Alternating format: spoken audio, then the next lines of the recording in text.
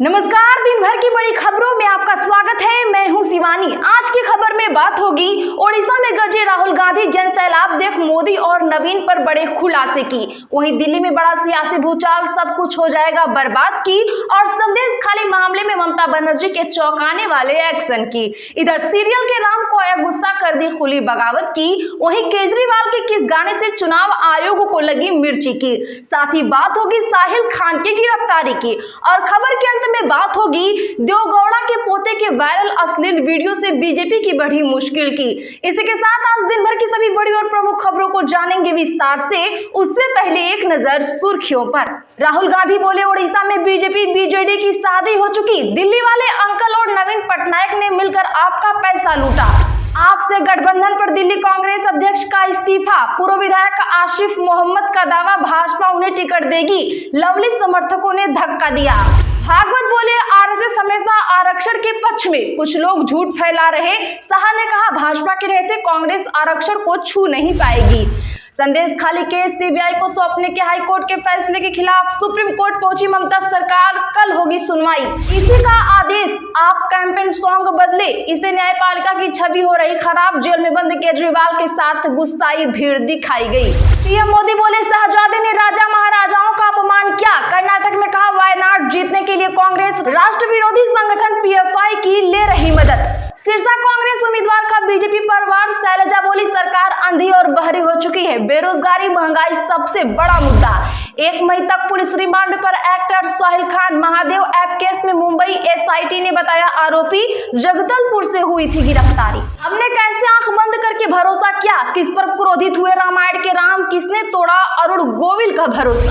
अश्लील वीडियो पर देवगौड़ा के पोते प्रज्वल रेवन्ना के खिलाफ एसआईटी का गठन, भागे विदेश। मणिपुर में लोकसभा की 2 सीटें, यहां चौथी बार डाले जाएंगे वोट। बेंगलुरु में कर्नाटक कांग्रेस का केंद्र सरकार के खिलाफ प्रदर्शन। सूखा राहत के लिए फंड जारी करने की उठी मांग। अब की बार 400 पार नहीं, अब की बार तो प्रियंका गांधी ने बीजेपी के नारे को दिया नया ट्विस्ट। पंजाब में अकाली दल के आखिरी उम्मीदवार की हुई घोषणा। खालिस्तानी समर्थक अमृतपाल को समर्थन नहीं करेंगे। खडूर साहिब से पार्टी के प्रवक्ता को दी टिकट।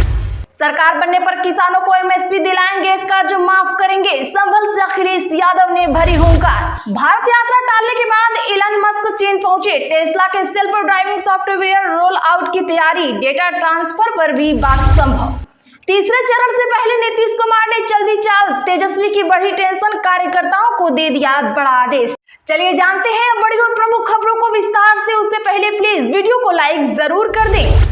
राहुल गांधी बोले ओडिशा में बीजेपी बीजेडी की शादी हो चुकी। दिल्ली वाले अंकल और नवीन पटनायक ने मिलकर आपका पैसा लूटा। दरअसल बता दें कि कांग्रेस सांसद राहुल गांधी रविवार को ओडिशा पहुंचे। उन्होंने केंद्रपाड़ा में रैली में कहा ओडिशा में बीजेपी बीजेडी की शादी हो चुकी है। दिल्ली वाले अंकल और नवीन बाबू ने इस शादी में ओडिशा की जनता को पान दिया है। पान मतलब पीए पांडियन, ए मतलब अमित शाह, एन मतलब नरेंद्र मोदी और एन मतलब नवीन पटनायक। इन्होंने मिलकर आपका पैसा लूटा है। उन्होंने आगे कहा कि प्रधानमंत्री नरेंद्र मोदी और ओडिशा के मुख्यमंत्री नवीन पटनायक के बीच गठबंधन है। पीएम मोदी ने केंद्र में 22 से 25 अरबपतियों की सरकार चलाई। वही काम नवीन बाबू ओडिशा में कर रहे हैं। आपसे गठबंधन पर दिल्ली कांग्रेस अध्यक्ष का इस्तीफा। पार्टी हाईकमान ने मंजूर किया। पूर्व विधायक का दावा, लवली को भाजपा टिकट देगी। जी हां, दिल्ली में लोकसभा चुनाव के ठीक 28 दिन पहले रविवार को कांग्रेस के प्रदेश अध्यक्ष अरविंदर सिंह लवली ने अपने पद से इस्तीफा दे दिया। उन्होंने पार्टी के राष्ट्रीय अध्यक्ष मल्लिकार्जुन खड़गे को चिट्ठी लिखी। 4 पेज की चिट्ठी में उन्होंने लिखा, दिल्ली कांग्रेस इकाई उस पार्टी के साथ गठबंधन के खिलाफ है जो कांग्रेस पार्टी के खिलाफ झूठे, मनगढ़ंत और दुर्भावनापूर्ण भ्रष्टाचार के आरोप लगाने के आधार पर बनी थी। इसके बावजूद पार्टी ने दिल्ली में आपके साथ गठबंधन करने का फैसला किया। इधर लवली के इस्तीफे के बाद अब पार्टी नेताओं के बीच मतभेद खुलकर सामने आ गए हैं। ओखला से कांग्रेस के 2 बार के विधायक रह चुके आसिफ मोहम्मद खान ने कहा पार्टी में मतभेद हो सकते हैं। अगर लवली निराश थे, इस्तीफा देना चाहते थे तो वे चुपचाप मल्लिकार्जुन खड़गे को अपना इस्तीफा सौंप देते। भागवत बोले आरएसएस हमेशा आरक्षण के पक्ष में, कुछ लोग झूठ फैला रहे। शाह ने कहा भाजपा के रहते कांग्रेस आरक्षण को छू नहीं पाएगी। बता दें कि राष्ट्रीय स्वयंसेवक संघ यानी आरएसएस प्रमुख मोहन भागवत ने रविवार को कहा कि संघ ने कभी भी कुछ खास वर्गों को दिए जाने वाले आरक्षण का विरोध नहीं किया है। हैदराबाद में एक कार्यक्रम में भागवत ने कहा कि संघ का मानना है कि जब तक जरूरत है आरक्षण जारी रहना चाहिए। भागवत ने यह बात भाजपा और कांग्रेस के बीच आरक्षण को लेकर चल रहे बयानों के बाद कही।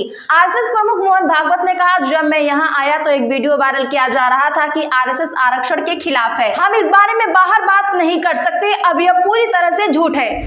इलेक्शन कमीशन का आदेश, आप कैंपेन सॉन्ग बदले, इसे न्यायपालिका की छवि हो रही खराब। जी हां, बता दें कि इलेक्शन कमीशन ने आम आदमी पार्टी को अपने इलेक्शन कैंपेन सॉन्ग में बदलाव करने को कहा है। इसी ने केबल टेलीविजन के नेटवर्क रूल्स 1994 और ईसीआई गाइडलाइंस का हवाला देते हुए आपको सॉन्ग में बदलाव करके उसे दोबारा सबमिट करने को कहा है। सॉन्ग को चेक करने के बाद ही उसे सर्टिफिकेट दिया जाएगा। ईसीआई ने कहा कि सॉन्ग की लाइन जेल के जवाब में हम वोट देंगे के साथ आक्रोशित भीड़ नजर आ रही है। इस भीड़ के हाथ में जेल की सलाखों के पीछे अरविंद केजरीवाल की तस्वीर है। इस तरह के पिक्चराइजेशन में न्यायपालिका की छवि खराब हो रही है। सिरसा में कांग्रेस उम्मीदवार का बीजेपी पर वार, शैलजा बोली सरकार अंधी और बहरी हो चुकी है, बेरोजगारी महंगाई सबसे बड़ा मुद्दा। जी हां, बता दें कि सिरसा लोकसभा सीट से कांग्रेस उम्मीदवार घोषित होने के बाद कुमारी शैलजा पहली बार रविवार को सिरसा कांग्रेस भवन पहुंची। खास बात यह रही कि यहां पहुंचने पर पूर्व सीएम भूपेंद्र हुड्डा के गुट के तमाम कांग्रेसी नेताओं ने कुमारी शैलजा का स्वागत किया। ऐसा पहली बार हुआ जब जिला कांग्रेस कमेटी में शैलजा व हुड्डा गुट के सभी नेता एकजुट नजर आए। इस मौके पर कुमारी शैलजा ने केंद्र की बीजेपी सरकार पर निशाना साधते हुए कहा कि आज महंगाई और बेरोजगारी सबसे बड़े मुद्दे हैं। कड़वी सच्चाई ये है कि बीजेपी सरकार इन अहम मुद्दों का सामना नहीं करना चाहती, लेकिन देश की जनता इसका एहसास बीजेपी सरकार को जरूर करवाएगी।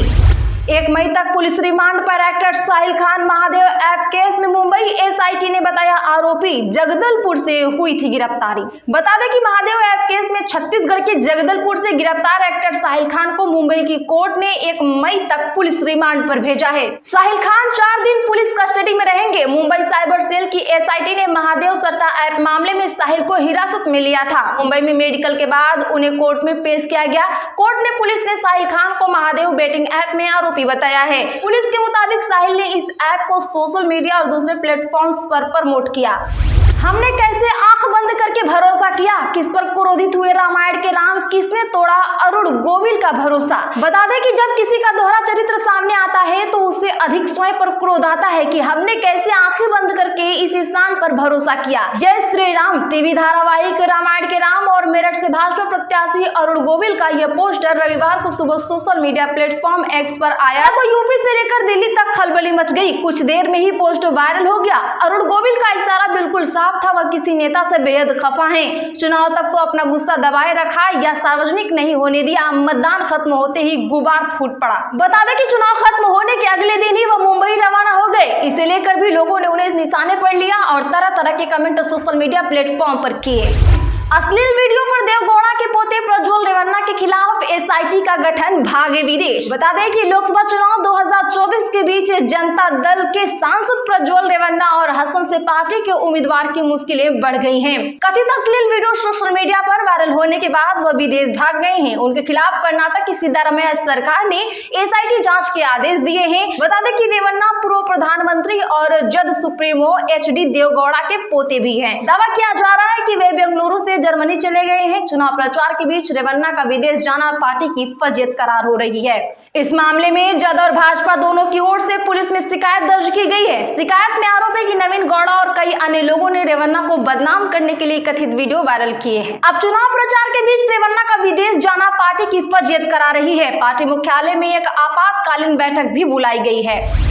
अब की बार 400 पार नहीं, अब की बार तो प्रियंका गांधी ने बीजेपी के नारे को दिया नया ट्विस्ट। जहां बता दें कि भाजपा और प्रधानमंत्री नरेंद्र मोदी के अब की बार 400 पार के नारे को कांग्रेस नेता प्रियंका गांधी वाड्रा ने ट्विस्ट दे दिया। उन्होंने कहा कि लोगों ने मौजूदा सरकार की नाटकीयता को देखा और उन्होंने अपना नया मंत्र दिया है, अब की बार आपकी सरकार, अब की बार जनता की सरकार।